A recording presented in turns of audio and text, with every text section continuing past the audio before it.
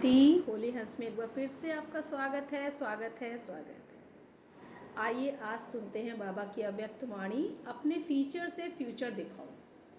मुरली है 9/5/72 की। देखिए बाबा आज क्या बोल रहे हैं। सभी सदा स्नेही हैं। बाबा ने पूछा सभी सदा स्नेही हैं। जैसे बाप दादा सदा बच्चों के स्नेही और सहयोगी हैं, सभी रूपों से, सभी रीति से सदा स्नेही और सहयोगी है, वैसे ही बच्चे भी सभी रूपों से, सभी हर रीति से बाप समान सदा स्नेही और सहयोगी हैं। सदा सहयोगी व सदा स्नेही उसको कहते हैं जिसका एक सेकंड भी बाप के साथ स्नेह न टूटे, वह एक सेकंड एक संकल्प के सिवाय बाप के सहयोगी बनने के न जाए। तो ऐसे अपने को सदा स्नेही और सहयोगी समझते हो, अनुभव करते हो। बाप दादा के स्नेह का सबूत और प्रत्यक्ष प्रमाण दिखाई देता है। तो बच्चे भी जो बाप समान हैं, उन्हों का भी स्नेह और सहयोग व सबूत व प्रत्यक्ष प्रमाण दिखाई दे रहा है। स्नेही आत्मा का स्नेह कब छिप नहीं सकता है। कितना भी कोई अपने को स्नेह को छिपाना चाहे, लेकिन स्नेह कब नहीं रहता है। स्नेह कभी गुप्त नहीं रहता है। स्नेह किसी न किस रूप में, किस न किस कर्तव्य से व सूरत से दिखाई अवश्य देता है। तो अपनी सूरत को दर्पण में देखना है कि मेरी सूरत से स्नेही बाप की सीरत दिखाई देती है। जैसे अपनी सूरत को स्थूल आईना में देखते हो, तो वैसे ही रोज अमृत वेले अपने आप को स्थूल दर्पण में देखते हो। जैसे लक्षणों से हर आत्मा के लक्ष्य का मालूम पड़ जाता है,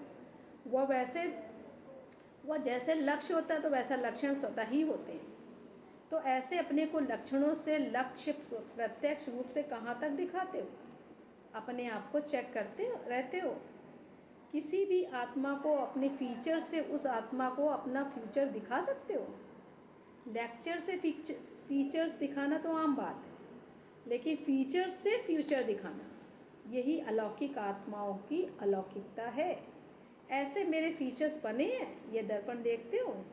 जैसे स्थूल सूरत है, श्रृंगार से अगर सूरत में कोई देखे तो पहले विशेष अटेंशन बिंदी के ऊपर जाएगा। वैसे जो बिंदी स्वरूप में स्थित रहते हैं, अर्थात अपने को इन धारणाओं से श्रृंगार से सजाए रहते हैं, ऐसी श्रृंगारी हुई मूर्त की तरफ देखते हुए सभी का ध्यान किस तरफ जाएगा?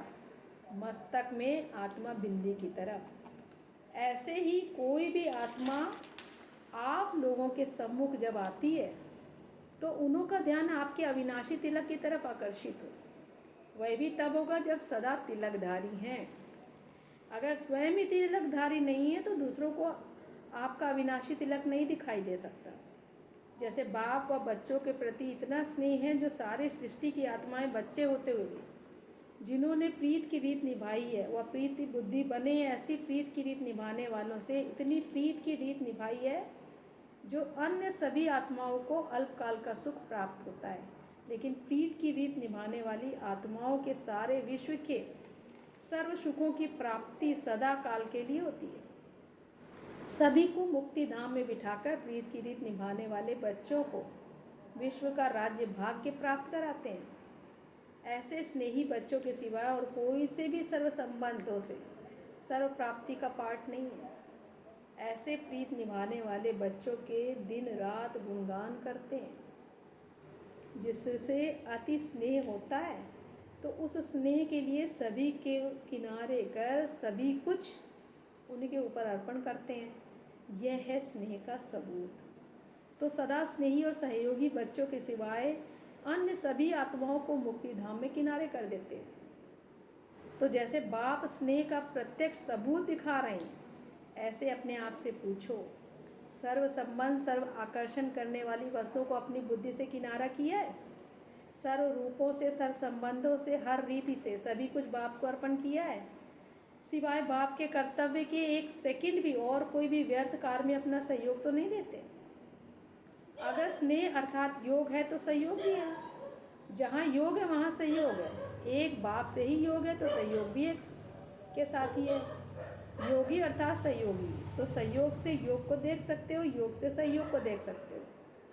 अगर कोई भी व्यर्थ कर्म में सहयोग बनते हो तो बाप को सदा सहयोगी हुए। तो पहला वायदा किया हुआ है, उसको सदा स्मृति में रखते हुए हर कर्म करते हो कि भक्तों की मुआफ़ी कहाँ कहाँ बच्चे भी बाप से ठगी तो नहीं करते हो। भक्तों को कहते हो ना भगत ठगत हैं, तो आप लोग भी ठगत तो नहीं बनते हो। अगर तेरे को मेरा समझ काम में लगाते हो तो ठगत हुए ना। कहना एक करना दूसरा, इसको क्या कहा जाता है? कहते तो यही हो ना कि तन मन धन सब तेरा। जब तेरा हो गया फिर आपका उस पर अपना अधिकार कहाँ से आया? जब अधिकार नहीं है तो उसको अपनी मनमत में काम में कैसे लगा सकते हो? संकल्प को, समय को, श्वासों को, ज्ञान को, स्थूल तन को अगर कोई भी एक खजाने से को मनमत में व्यर्थ गंवाते हो तो ठगत नहीं हुए। जन्म जन्म के संस्कारों वश हो जाते हो। वह कहाँ तक रीति चलती रहेगी? जो बात स्वयं को भी प्रिय नहीं लगती वो सोचना चाहिए। जो मुझे ही प्रिय नहीं लगती वह बाप को प्रिय कैसे लगती है? कैसे लग सकती है? सदा स्नेह के प्रति जो अति प्रिय चीज़ होती है वही दी जाती है ना। तो अपने आप से पूछो कि कहाँ तक प्रीत की रीत निभाने वाले बने। अपने को सदा हाईएस्ट और होलीएस्ट समझकर चलते हो। जो हाईएस्ट समझकर चलते हैं उनका एक एक कर्म, एक एक बोल इतना हाईएस्ट होता है जितना बाप हाईएस्ट अर्थात ऊँचते ऊँचे। बाप की महिमा गाते हैं ना, ऊंचा उनका नाम, ऊंचा उनका ठाव, ऊंचा उनका काम। तो जो हाईएस्ट है वह भी सदैव अपने ऊंच नाम, ऊंच धाम और ऊंचे काम में तत्पर हो। कोई भी नीचाई का कार्य नहीं कर सकते। जैसे महान आत्मा जो बनते हैं वे कभी भी किसी के आगे झुकते नहीं हैं। उनके आगे सभी झुकते, तब उसको महान आत्मा कहा जाता है। तो जो आजकल के ऐसे ही महान आत्माओं से भी महान श्रेष्ठ आत्माएं जो बाप की चुनी हुई आत्माएं, विश्व के राज्य के अधिकारी हैं, बाप के वर्षे के अधिकारी हैं, विश्व कल्याणकारी हैं, ऐसी आत्माएं कहाँ भी कोई भी परिस्थिति में वो माया के भिन्न भिन्न आकर्षण करने वाले रूपों में क्या अपने आप को झुका सकती है? आजकल के कहलाने वाली महात्माओं ने आप महान आत्माओं की कॉपी की है। तो ऐसी श्रेष्ठ आत्माएं कहाँ भी किसी रीति झुक नहीं सकेंगी। वो झुकाने वाले हैं न झुकने वाले हैं। कैसे भी माया का फोर्स हो लेकिन झुक नहीं सकते। ऐसी माया को सदा झुकाने वाले बने हो कि कहाँ कहाँ झुक कर भी देखते हो। जब अभी से ही सदा झुकने की स्थिति में स्थित रहेंगे, ऐसे श्रेष्ठ संस्कार अपने में भरेंगे, तब तो ऐसे हाईएस्ट पद को प्राप्त करेंगे जो सतयुग में प्रजा समान से झुकेगी और द्वापर में भिखारी हो झुकेगी। आप लोगों के यादगारों के आगे भक्त भी झुकते रहते हैं ना। तो अगर यहाँ अभी माया के आगे झुकने के संस्कार समाप्त न किए, थोड़े भी झुकने के संस्कार रह गए, तो फिर झुकने वाले झुकते रहेंगे और झुकाने वालों के आगे सदैव झुकते रहेंगे। फिर झुकाने वाले झुकते रहेंगे। लक्ष्य क्या रखा है? झुकने का व झुकाने का। जो अपनी ही रची हुई परिस्थिति के आगे झुक जाते हैं उनको हाईएस्ट कहेंगे। जब तक हाईएस्ट नहीं बने हो तब तक होलीएस्ट भी नहीं बन सकते हो।